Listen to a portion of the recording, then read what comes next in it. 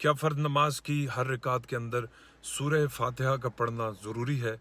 اور اگر کسی شخص نے فرض نماز کی کسی رکعت میں سورہ فاتحہ کو چھوڑ دیا تو اس کے لیے حکم کیا ہے؟ دیکھیں، یہ مسئلہ میں آپ کو فقہ حنفی کے مطابق بتا رہا ہوں، اور اگر کوئی بندہ فقہ حنفی کو فالو نہیں کرتا تو براہ کرم وہ جس طریقے کو فالو کرتا ہے اسی طریقے کو وہ اختیار کرے۔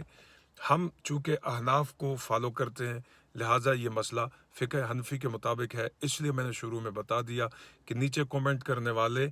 اپنی مثبت رائے چھوڑیں، مثبت رائے کا اظہار کریں، کوئی منفی کومنٹ نہ کیجیے، مہربانی ہوگی آپ کی۔ فقہ حنفی کے مطابق 4 رکعت نماز، جیسے ظہر کی 4 رکعت نماز ہے، عصر کی 4 رکعت نماز ہے، اور مغرب کی 3 رکعتیں ہیں، اور عشاء کی 4 رکعتیں ہیں۔ ان تمام نمازوں کی پہلی 2 رکعتوں میں سورہ فاتحہ کا پڑھنا احناف کے نزدیک واجب ہے، اور اگر کسی شخص نے پہلی 2 رکعتوں میں سورہ فاتحہ نہیں پڑھی، سرے سے نہیں پڑھی، یا اسے پڑھنا یاد نہیں رہا، تو اس کے لیے سجدہ سہو ضروری ہے، اس لیے کہ اس نے واجب کو چھوڑ دیا ہے،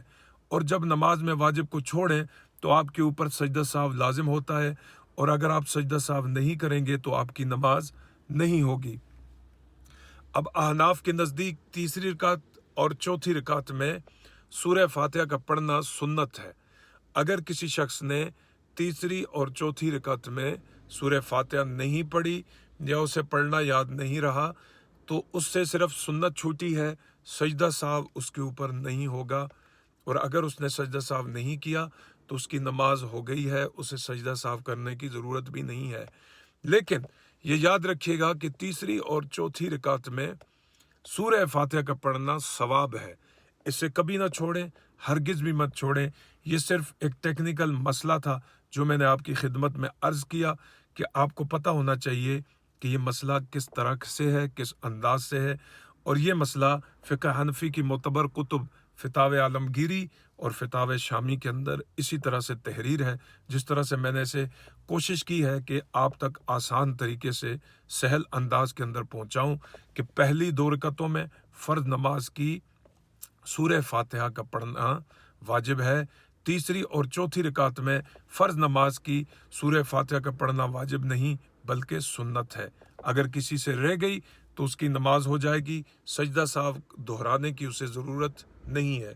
انشاءاللہ نیکسٹ ویڈیو میں بتاؤں گا آپ کو کہ فرائض کے علاوہ